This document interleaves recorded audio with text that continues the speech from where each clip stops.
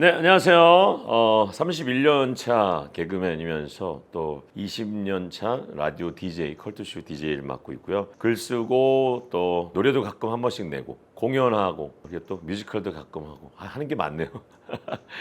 김태기입니다. 안녕하세요.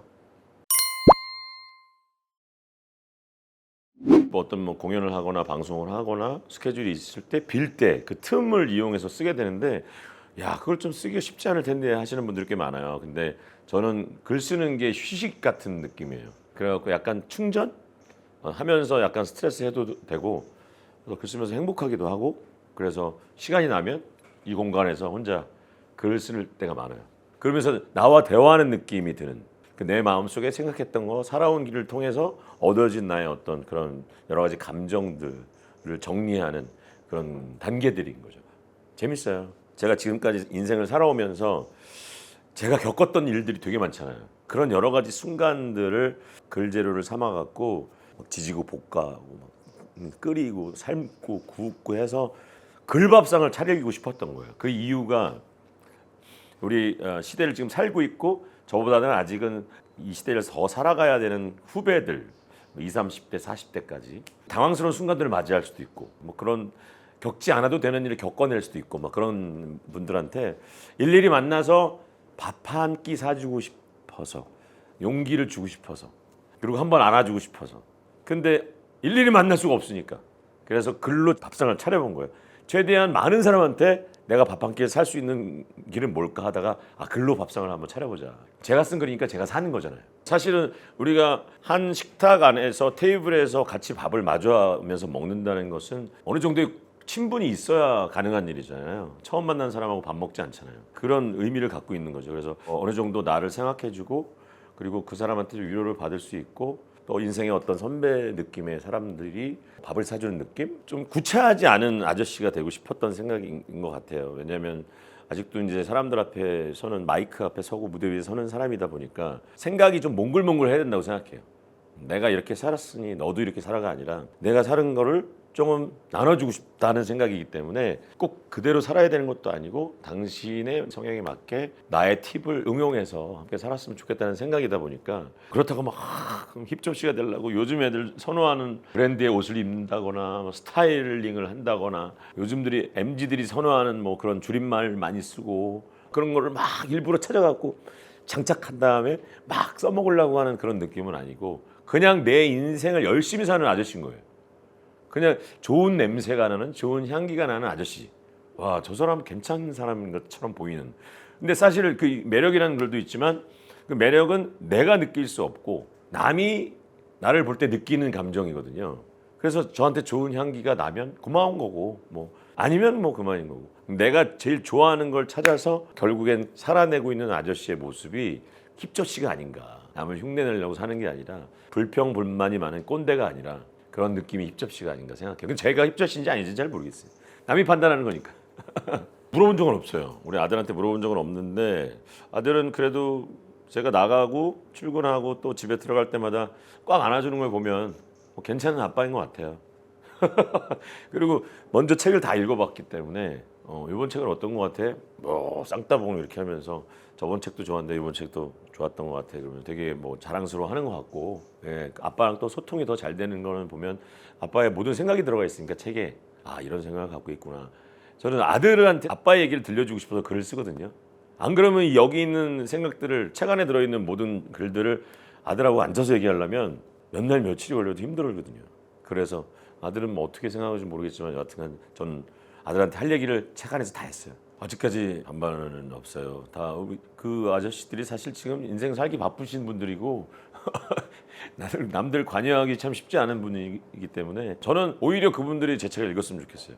40대 중반에서 50대 중후반 뭐 이쪽이 지금 사시는 분들이 윗세대와 저 아랫세대 사이에서 좀 껴서 힘드신 분들은 좀 많이 힘겨워하실 그런 상황인 것 같아요, 진짜로. 그래서 본보기도 좀 보여줘야 되는 어떤 선배 입장이기도 하고 또 위 어른들을 또 잘 보살피고 공경해야 되는 입장이기도 하고 아래 애들은 또 선배로서 좀 좋은 모습을 보여줘야 되는 상황이기도 하고 뭐 이런 뭐 여러 가지 세대이다 보니까 너무 짠하고요. 응원해드리고 싶고 이렇게 같이 안아드리고 싶고 하는 마음이 절실하죠, 사실은.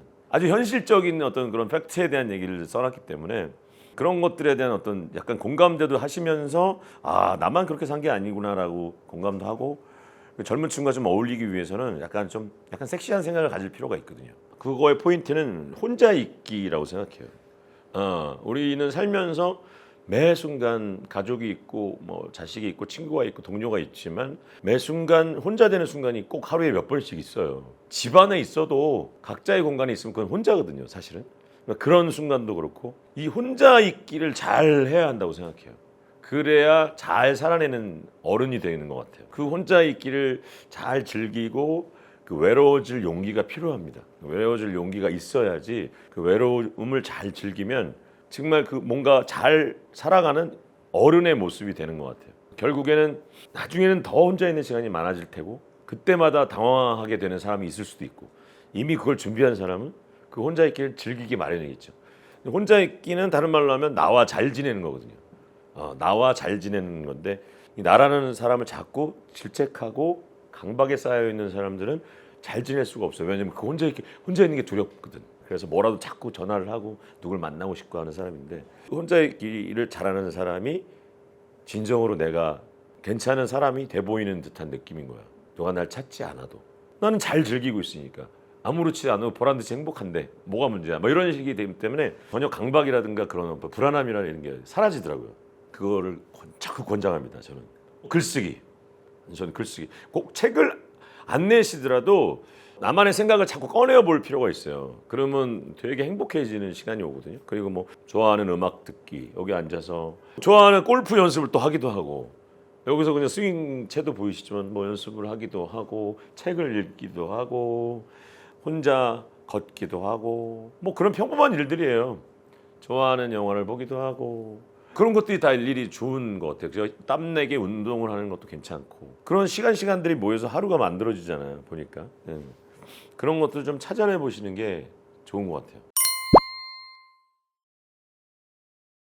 살다 보니까 글을 쓰다 보니까 더 생각나기도 하고 사실은 힘든 순간을 겪어내면서 저희 어머니가 상당히 많이 아프시고 투병하실 때 저는 제 인생에서 가장 힘든 순간이었거든요. 왜냐하면 아버지가 일찍 돌아가시고 어머니랑 이렇게 살면서 되게 저의 어떤 마음의 안식처였고 제 삶의 어떤 기둥 같은 느낌이었기 때문에 기댈 공간이 없어지는 상황이 돼버리니까 그래서 약간 공황장애 비슷한 것도 그때 당시 오고 막 사람을 웃겨야 되는데 슬픈 상황이 닥쳐 있고 그래서 그때 그 순간 되게 힘들었는데 그 순간은 이제 오히려 엄마가 내 방송을 듣고 있고 대한민국의 내 방송을 듣는 분들 중에 많은 분들이 지금 투병하고 계신 분들이 많을 거라니까.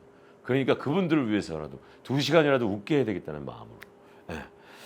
그러니까 조금 더 그게 사명감이 훨씬 더 많이 생긴 것 같아요. 같은 모닥불인데 피어오르는 불꽃 모양은 다 다르듯이 다 그렇게 살아내고 있는데 그 안에서 도통 혼자의 모습으로는 힘든 사람들에게는 잠깐이라도 누가 위로를 필요로 할 수 있으니까 그게 나였다면 좋겠다. 그게 나라면 오히려 조금 더 행복하게 해드려야겠다는 어떤 그런 마음이 있어서 어머니가 이제 남기신 말씀이 태균아 인생은 허무하도록 짧은데 네가 좋아하고 하고 싶었던 거 찾아서 하면서 즐기면서 살아라. 엄마는 그러질 못했으니까 너라도 그렇게 살아.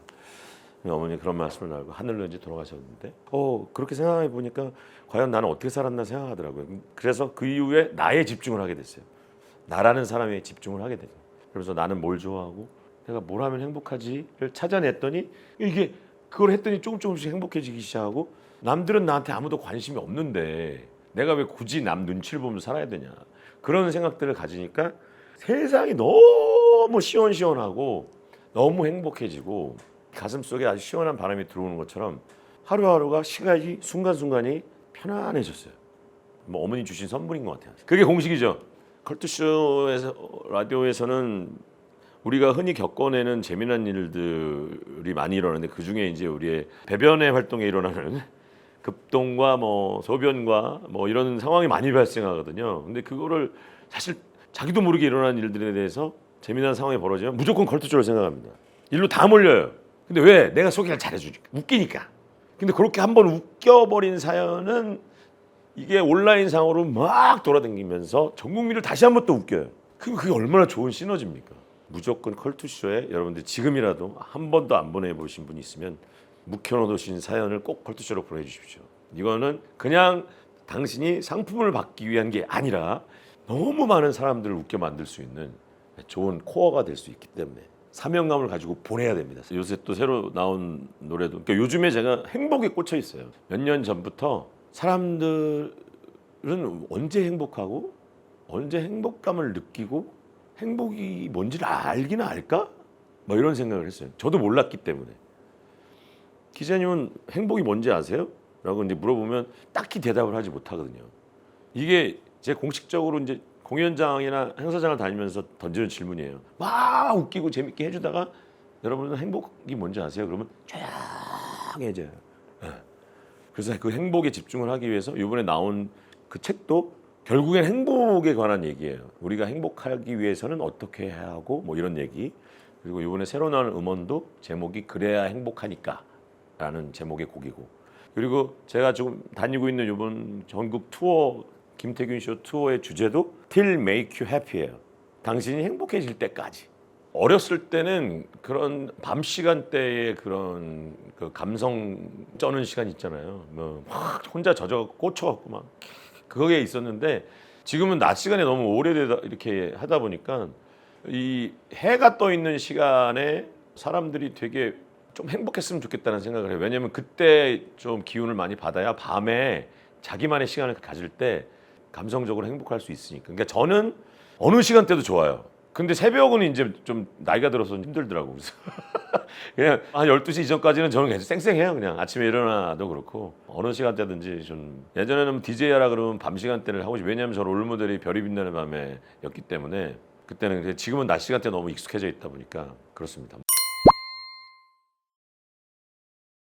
그게 연애 때하고 비교하면 말이 안 되는 얘기죠. 왜냐하면 그 젊고 어리답고 정말 예쁜 시절의 와이프와 지금의 와이프를 비교해 보면, 그래서 저는 지금의 와이프가 난 것 같아요. 지금의 와이프가 훨씬 더 예뻐 보이는 이유는 우리가 같이 살아냈기 때문이에요.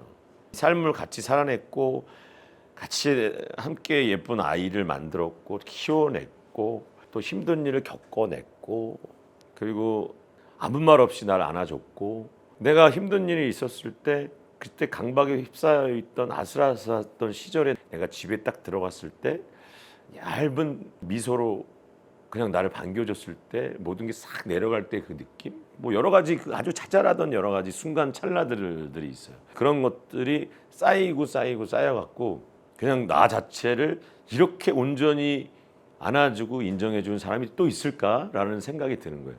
그는 순간 와이프를 볼 때 더 이뻐 보이고, 우리가 꽃이 지면 제철꽃이 지면 내년에 또 피어나잖아요. 그 꽃이 또 피어날 때 또 이쁘듯이 사계절 제철인 우리 와이프가 예쁜 거예요. 그냥 그래서 그게 예쁜 거야. 근데 그때 막 와 이뻐 이런 게 아니라 그냥 미소를 짓게 만드는 고마운 예쁨, 또 미안한 예쁨이 있고, 우리는 서로를 너무 잘 알고 있어요. 어떤 사람인지.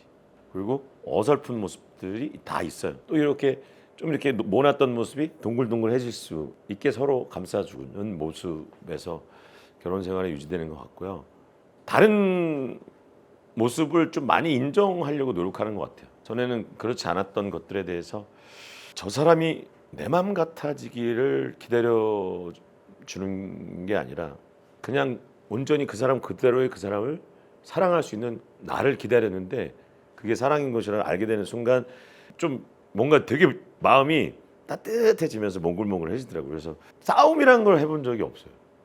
왜 싸우는지를 이제 물론 이제 의견이 부딪히고 그럴 때는 이제 결혼 초반에 있을 수 있잖아요.